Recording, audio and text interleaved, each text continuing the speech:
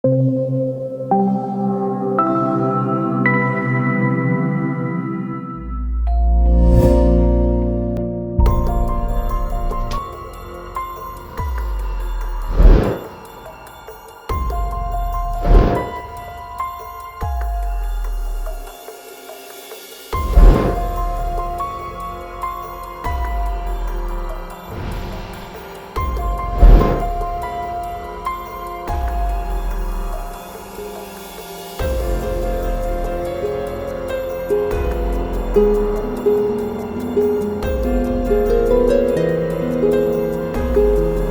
everyone.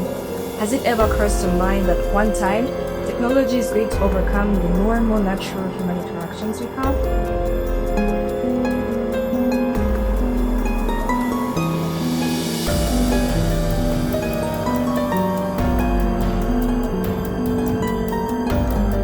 It has come to a realization that no man is an island, but as we see technology evolving every day, some people, including us, we wonder if one time we get to a point where everything will be governed through technology. Welcome. This is the Young and Driven podcast.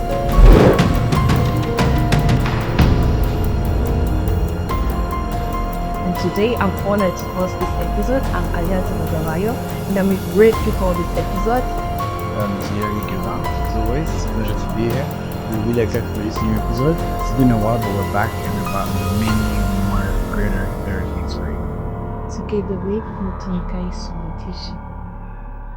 Great. As you can see, the team is full as always, and we are here with a very good energy. We are very ready to share with you our thoughts on this topic of being part of a community. Indeed. So, right. So, as we all know, we need each other. You can't live on an island. Well, we can live on an island, but you can't live as an island. You can't live alone. Life was created in a way that we need each other in everyday tasks. So, we're going today to dive into the topic of the importance of a community, because we have come to a realization that sometimes, as technology evolves, some things are being replaced with technology, and we're wondering if in the future people will no longer have normal conversation, people will no longer have normal human interactions because they'll use technology for everything. So, are you guys ready for this episode? Yes, we very much so. I'm good. Yes. So, we have a few questions to discuss, but after the questions, we have a little surprise for you guys. We'll be discussing about something fun. So please, we have to meet you at the end of this episode to hear from us and some good things. Right. So today we're going to discuss about the topic of community. So I'd like to start with a question that asks, what role do you think physical spaces, like physical interactions with people, like neighborhoods, places of worship, or other places where people meet, play in building a community? I'd like to start with Letitia. Those places are indeed the community. Because when you're in a church community. When you're in your neighborhood, you're in the neighborhood community. When you're at school, you're in school community. So they vary in the communities you have. And these communities help in building us. When a seed is planted, the environment in which the seed is planted matters, because that environment is going to help the seed to grow well or to not grow. So our community matters. It shapes us to be the people who we are today. So when I see the community you're in, then I will tell who you are. So it matters to know the people or the places where you are. If you're in a church community, it's going to help you to grow in terms of spirituality, to be around people who love you, to learn moral values through the word and all that. That is a community that is going to help you to grow.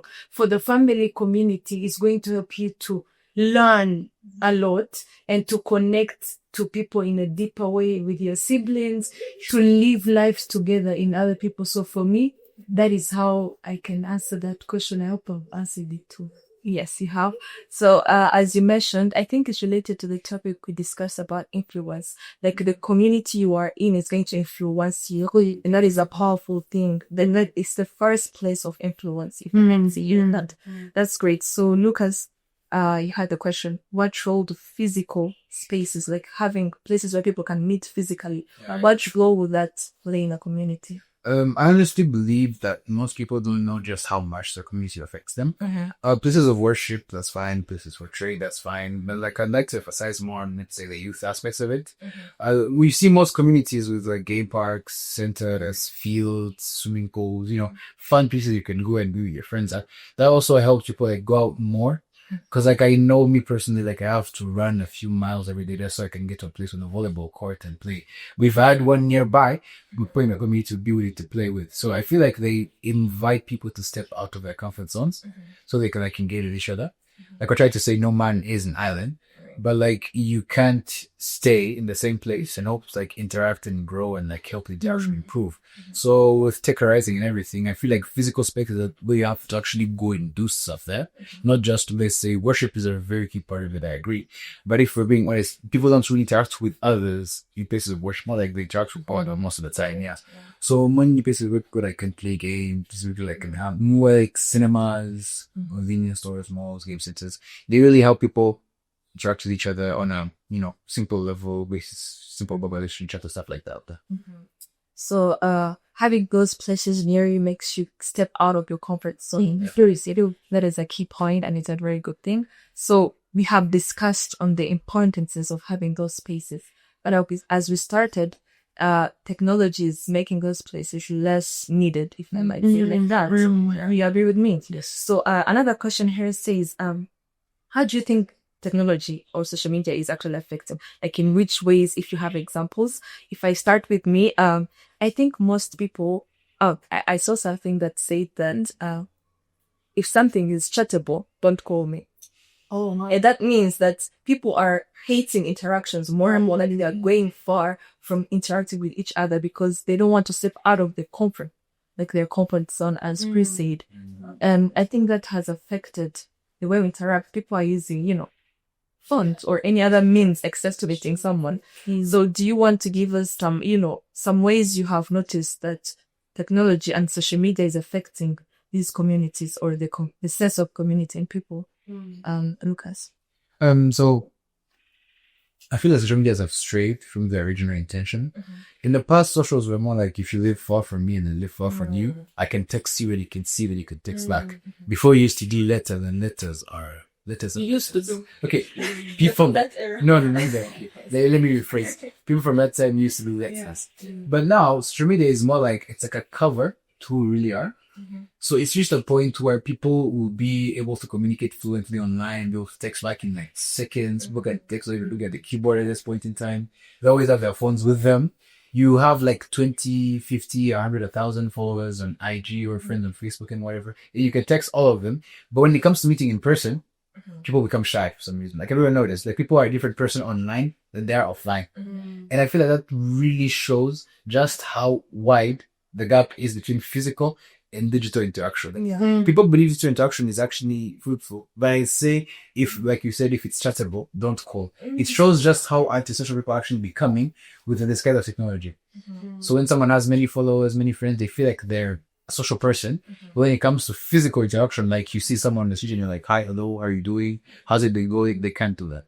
They really can't do that. As you said, someone has many followers. Maybe you find you have like 1,000 and millions followers on Instagram, but when you have a problem in your life, you don't have anyone for you. That is a big gap. You're like, all these millions of people, where are they right now? I remember something I saw once. It's like if you're in a friend group and you're like 20, 15 friends and you can't tell your friend anything serious, then that's not a right friend group. Yeah, that's great. I think it brought an illusion that you have people when you actually don't have anyone. Thank you so much for sharing.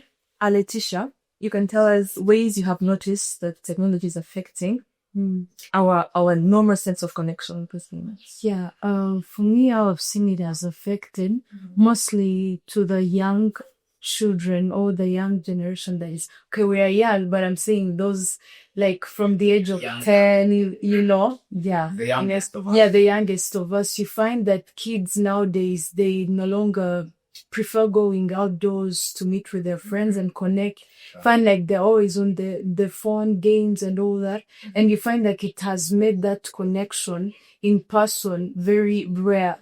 for kids. They only meet maybe at playgrounds, but also it's just playing on these games and then they go back home. But that the interaction has, but for us in our time, it was more of, we had a lot of fun. We didn't know this. We used to play together as a community, kids in the neighborhood, and it was really nice. But when you see it in this era, it's becoming something different, and you find like it's more of the taking over in the having fun of young kids, but also like technology has also made these other places where we've been talking about, like the places of worship and all the people prefer being, I will go online. Right. I will go online. Yeah. You miss service, like, oh, miss it, I'll go online and, fellowship there. Like everything has become an online thing. Yeah. When you miss out something, you can, go online and get, in a sense it's good, but still, we need to have these places because the physical is different from the digital part. It cannot connect in a very same way. No, it cannot. I agree with you. Very powerful points.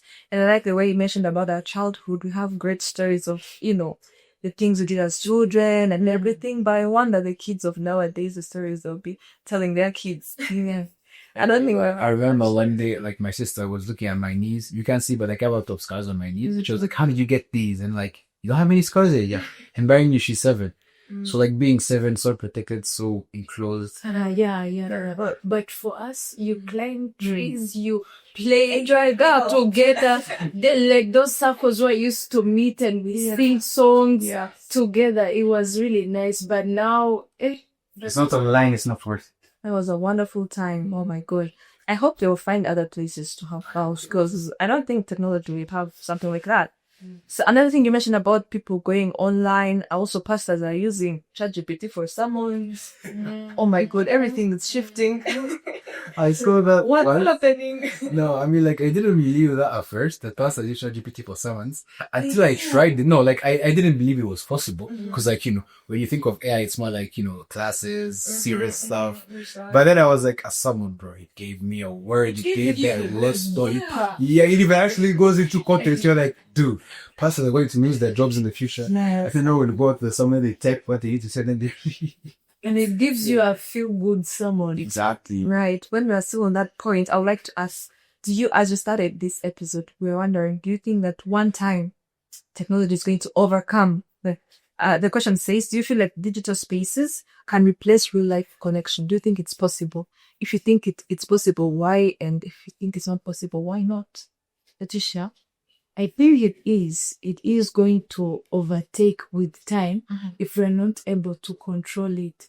Because you find like we are going in an era whereby people no longer even trust their thoughts, their thinking, their view on things. They want to consult what does technology say about this? What does this say about this? You find like everything is being inspired by technology. You find even people are like, I don't feel like going there. I don't feel like doing this. And you find like this is, overtaking the spaces of community where people meet and interact and learn from each other. Before we used to learn wisdom, like when your parents sit you and they tell you your grandma, these stories we had interacting together and sharing together. But now it's more of, let me ask ChatGPT, what does ChatGPT think about this? What does the net say about this? Like, we are more focused on knowing. It's good to know, but again, how can we learn from each other on a personal basis and we get to connect? So I feel like technology is taking away more of the interaction that we have as people, even that of texting. You feel like if you text, I can text you. We get to even lose that time of thinking, how is this person doing? Because being honest, if a person asks you in Africa, I don't know most about any other country, but when a person asks you, how are you? the immediate answer, I'm good. Whether you're fine or you're not, because we are used to that, I'm fine. Yeah. Even when a person is sick, you want to know. But when we meet physically, you would look a person in the eye and you're like, you're not okay. Yes. What are you going through? But because someone has told you I'm fine, you're like, they are fine. You don't even bother to check. And I feel like that has taken away the friendship and actually caring for each other as a community. Right. Oh my God, that is so powerful. I'd like to mention something that you said about how it's very important. Like when I send you a voice note, Yeah. it's very different from when we are sitting and discussing. It's very different. So there is so much power in the way, like being present, like the presence of someone holds so much power. And I think we are losing it through technology. And also the way technology is made, it makes us very dependent on it. And she said, like, you can't do anything without first asking, some of us, not including Lucas. I know for sure that he doesn't Walking AI. He's a walking AI, but some people, they've become so dependent on technology that even, how should I respond to this? How should I write me an email? Answering text. There is this one where it would answer for you. It suggests you some answers. That it's not giving you your thoughts. You just You type here, make it sound good, make it sound friendly. These things are there, and you find someone writing things that are not from the heart, but generated. Yeah. So Letitia, you agree that technology is going to overtake the normal human interaction if we do not control it? Yes. So Lucas, what do you think? Do you agree? I like to disagree. Okay, personally, I like to disagree. If there's something you can see about humanity over time, is that we're extremely resilient. Like, we are very extremely resilient. Look at our history. We came from an era of, let's say, primitiveness, understandable. But I strongly believe that the natural need to use other people will always be there. It might reduce, yes, but when it becomes an actual problem, people will find an actual solution to it.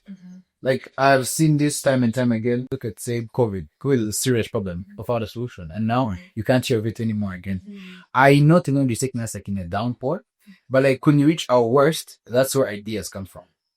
Right now, people don't really think it's an issue. If I'm being honest, right? People don't think it's an issue. They've accepted it as something normal.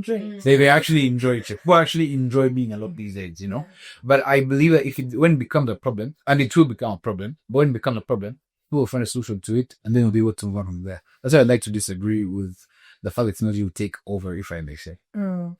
Yeah, so you're mentioning that people are very resilient, human beings are very resilient. And I believe that is why this episode is important, because you're going to raise awareness that this is actually a problem. Some people will start to see, okay, so how can I go about this thing? How can I, use technology in a positive way that is beneficial, but not, making me a robot? Because people are more becoming like broken. Can I add on something? Yes, sure. And something I've also seen is that technology is making people fake their lives. Oh, yeah. Like, it is very fake. A person would be sick, they post a picture and they're like, oh, they're fine. Or they go in a place, like, it's more of fake, mostly on social medias, on Instagram. These are like mostly Instagram. People fake their lives, and they just raise in us something like, if I do not live to the standard of this, then I'm not living my life. Like, they have made life so fake, and they're raising something in people, like in influencing others to be like, if I'm not living out the way this person is living, then I'm not living. Like, that kind of influence, because what we see, it inspires us, but it has raised more of a fake life, where a person would, on social media, they would show another life that they're living. But when you meet them in person, I'm like, is this the person I saw? Like, do you even look like this? Like, it's a filtered life. It's a filtered life, and I feel like it's making people become more fake than real. Because when we are real, you can actually see. Yeah. To add something on that as well, it's crazy. I saw this video on TikTok once of these guys. There were like 3 guys in a car. Then the guy was with the steering wheel. He took a snap. He took the other guy's phone, took another snap, took another guy's phone, took a snap, and they all posted at the same time. Yeah, it just goes to show you how much people think the opinions are worth. But something that's really troubling for me is that you won't know how your mom, your dad, or like your siblings are doing but you'll know what the Mackenzies did. You'll know what happened to this person. That's true. You'll know more about the life of someone on social media than someone you live in the same house. So like as I Or even that uncle who lives somewhere far. You never know. you only know the names and that's part of the family. But ask what it's so and so eat for breakfast. No. You know okay, I don't follow socials that much, but like people will be sometimes people give me tea and then they're like, bro, how do you know this so much? I don't know, right? Like, do you live with them? Yeah. That's just something I have to point out. That's a valid point, and I would like to mention something that shocked me recently. I saw someone who has like an AI thing that makes stories of the Bible. Yes, and then you have a video like like your label this. Yeah. I'm like, oh, it's that sorry, I'm not so sure. And hey, yo, it's your boy David. But yeah, that's okay. And then now it's becoming even at a point some people can't even notice that it's an AI video. Yeah, That it's it could be this is real. So someone can just create something. But there is one that like as like go young, go it's your boy David. Go young as you can see, go in the film of going to fight Goliath. I'm like, what is going on? Oh, at some point it's good, it's content. It's entertainment. But then for someone who doesn't know it can mislead them. Or someone can use it as a tool to mislead people. That's why people should be more careful. So okay, we have discussed a lot about the technology. Now I want to come back to the community. Can you please share with us? It's gonna be a little bit personal. Like a time when being part of a community had a significant impact on your life, so that you can, motivate others to be part of communities. Yeah, you can share with it. Okay. Going into more personal detail. I've been in different communities and I'd like to say more all of them have had like a significant impact for me, either for better or for worse. There's this leadership, I'd say like a camp I attended 2 years back. I think that's where we all met, if you remember. Yeah, sure. Being there really pulled out what I can call the best version of me. I started doing things I never thought I could do. Started saying things I never thought I could say. I just love to show how the people you're with can really change you in a way. Because like before that, I was, let's say, a different kind of person. And I believed like my beliefs, my principles and everything were rooted in what I thought was true. But then I met people who are, let's say, more faith oriented, and they show me there's another part of life I'm not seeing right now. I can guarantee that if I hadn't come to that place, if I hadn't met those people, I wouldn't be thinking the way I think now. Right. It just goes to show, like, yeah, it doesn't have to be something that goes for long, like meeting someone for months. You can have like one time interaction physically, and it might change your life. Right. What if I send a video on TikTok, I'd be like, they just want views. No, they want views. Like whenever I see something online, they're like, they want views, they want likes, they want to make money. It's like a business. When you meet someone in person, you see that they have genuine care for you and affection. That changes the way you perceive things. Your community can really help make you or break you. Yeah. I'm really glad I was there to witness the journey of you, or with you being influenced. And I can testify that is correct, valid information. Yeah. For me, community really has impacted me on a personal basis. When a fool is in a community of wise people, that person is likely going to be wise. Right. Because the people you work with or the place where you inhabit is going to shape who you are. You cannot tell me that you're working with people who are taking alcohol and you won't be influenced to do that. The places where you are, your community is going to change you to be the person that you are. So for me, community has shaped me greatly. A place that has shaped me greatly, there are very many places. My former school, Cornerstone, and even Trek Kurumbuka, has really shaped me to be who I am, because it's an area that enables you to grow, an area where you discover yourself, you meet with like-minded people. As I started saying that a seed is meant to grow, but the environment it's in, it matters. Yes. It really matters. If you're in a place where the soil is good, the seed is going to grow to become this beautiful tree. But when the soil in which it is dry, trust me, it won't grow. It will just stay stagnant. So the places where we are, they really affect us. You can be in a place and it just makes you become stagnant. Instead of growing, you just die. But there are other areas where you'll be and they will just, every time, They'll push you on. they will push you in to grow. As I said in the last episode, that if you're on fire, look for other people that are on fire so that you can burn together. Look for people that are, look for the right environment that you inhabit, the people that be in your places. And this place is going to help you to grow. But if you are in the wrong environment, trust me, you won't grow. Yeah, thank you so much. And I think one of the reasons why people go away, like, why want to be isolated is because they have been in wrong communities or back in and they have bad experience and they're like, no. But I think finding your tribe, in that is a word, like finding people from the same values as you, finding people who have the same vision as you helps a lot in when you're in a community. That helps you to grow more than just finding random people and trying to make it work. There's nothing about that. Yeah, sure. There's this thing that goes on where someone, if they call you antisocial, then you feel like I'm antisocial, then I won't go chill with people. When I invite you to go to church, I'm like, nah, I'm antisocial. You're not antisocial. You might be, but there are other antisocial people who you can chill with, right? Like, there are many people who are just like you. And just because you feel like you can't chill with a group of people, doesn't mean you can't find your people. Like, if you don't look, you never know, right? Never know. And you believe when people tell you because they don't vibe with you, and then you're like, nah, me, I won't chill, I'm antisocial, I'll stay at home. I'll find an excuse, I'll fake ignorance, I'll get sick. But then again, there are always people there that you might interact with, but you never know if you don't go out and search. Right. Can I? Sure.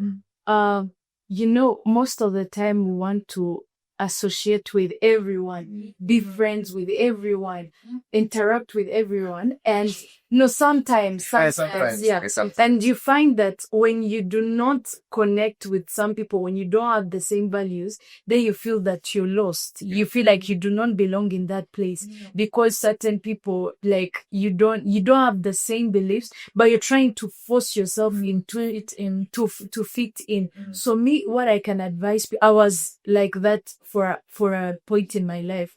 Find people that are like-minded, like you, people who understand you, people who you share the same values, the same morals, and be around those people and you grow together. That's why you feel like you belong. Find a place where you belong and don't force yourself to be somewhere you don't belong, because it's going to exhaust you and make you become something you're not. Yeah, I think that's so encouraging to everyone to know that there is a place for you, no matter whatever values you have, but we believe they're positive values. Don't go to find people with bad values. Like the positive values you have or the values you want to grow. As you said, if you are a fool and you go with wise people, you're going to be wise eventually. So seek the people who have the things you aspire to have, you want to have, and then find the community in those people. Sure. I'd like to give like a small example. People of us who enjoy watching cartoons. This cartoon called Tarzan, if you guys know it. So it was a baby boy dropped in the jungle and he grew up with monkeys. By the time he was like an adult, he would speak the actual monkey language. He would eat like monkeys, behave like monkeys. That just goes to show how humans adapt. You see? Your community is so strong to the point where you might develop new habits based on who you're with.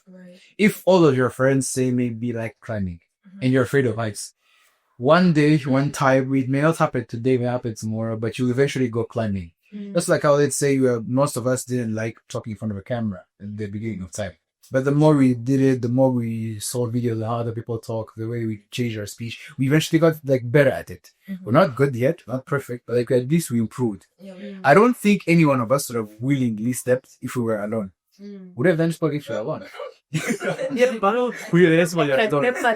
Exactly, you see, and I can confidently say I wouldn't have done this if I were alone, but because I have you guys with me, because I keep pushing each other to grow. Yeah, community doesn't have to be like this big thing of like 100,000 people. No, it might be 5-6 good friends, like my 2 favorite co-stars here. Yeah, I can't doesn't have so many people, but as long as you have people who help you, that's good enough. Oh my God, there's a lot of things to talk about today. This topic is very interesting. Maybe we're going to have another time to continue the discussion. Or people can also comment and, continue from where we are still up into now and tell us how they see how technology is evolving, the fears they have, and also if they had an experience with a community, a good experience, please.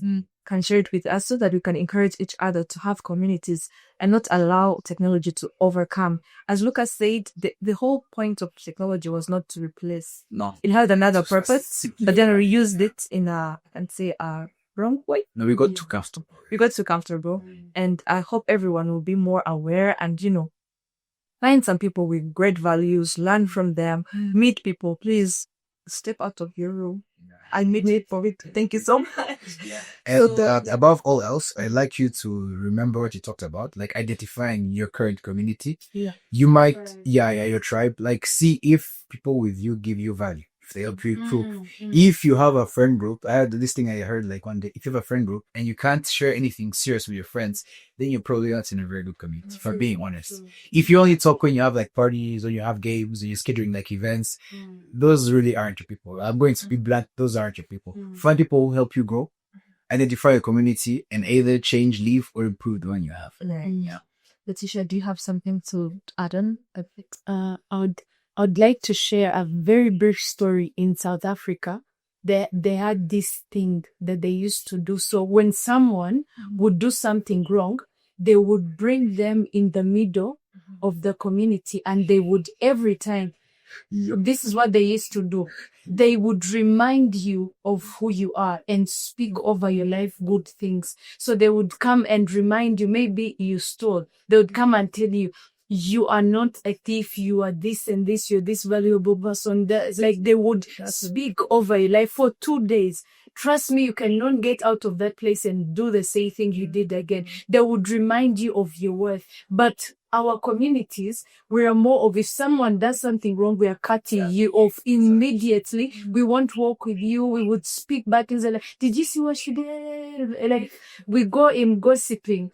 But I feel that thing really inspired me. I'm like, wow. So I feel like even more, we ourselves should be welcoming and give people a place where they feel like they belong and create the communities you want. Instead of cutting off people, can we love them and remind them of who you are? If someone did something wrong, let us not gossip and talk about like they did that. No, bring them back and like you did it, you did this and this, but you can do better. This is not who you are. You can do better. So I feel like we need to build that community more than us wanting to belong in a certain community. Let it start from us to build that community where everyone finds themselves and they feel loved and appreciated. That's very Thank you so much. I think that message is most for the community leaders because they need to know how to, to treat their community so that people don't prefer isolation. And also another key point is the accountability. The community brings accountability, and it is needed for the growth of each and every individual. And to conclude, before we conclude, I'd like to share something small about what the Bible says about the whole thing of isolation and being in a community. There's this thing that is in the Bible. I don't remember where it's written, but it says that Jesus leaves the 99 and goes to look for the one. And for some time, I was like, this is not logical. Jesus, where are you going? You're leaving 99 to go find one. But when I learned the whole theory behind it is that when the 99 are together, nothing can happen to them because they're in a community. But the one that went astray is in more danger. Is that yes, and that is why we all need to be in church. You can't say I'll pray at home. Okay, you can do that, but it's the devil has more access to you. If I can say, I think you are very vulnerable, and that is why I want to encourage each and every person to find the right communities to be part of, and you will find it. There's a place for you. Just read for it, and you're gonna find it. So we are concluding, but we know that there's much more to talk about. Yeah. I know that everyone has something to say, but maybe sorry. Yeah. And thank you so much for watching this video. And if you learned something, please share it to someone because maybe you don't need to hear this, but your friend does need to hear it. And share it with your friends, comment, show us some love. And I think you guys can also say some concluding words as we close, Lucas. I'm good. I like your share about the rams. People almost always think that isolation is power, isolation is strength. So like I'm at peace alone. But like when you're alone, you're more vulnerable to do bad things or like to be attacked by bad things. If I was walking down the street with my homeboys, no one would attack us. If I went down alone, they'll try to steal stuff from me. That just goes to show how when you're together, people are stronger. So community really does. Right. Additional for me, a concluding here, I say, if you're alone, you're easily attacked, and whatever is looking for you will attack you easily. But when you're with community, we're there to guard each other and be an eye for an eye. That whatever you're going through, we're going through it together and you're not alone. Yeah. So in other words, we need each other and we do not need to be isolated. Yeah. All right. As I said in the last episode, no man is an island. No man is an island. And I hope you keep that in mind. So yeah, I hope you keep that in mind and that you learn to use technology in a better way and find your tribe. Yeah. Get out of your room.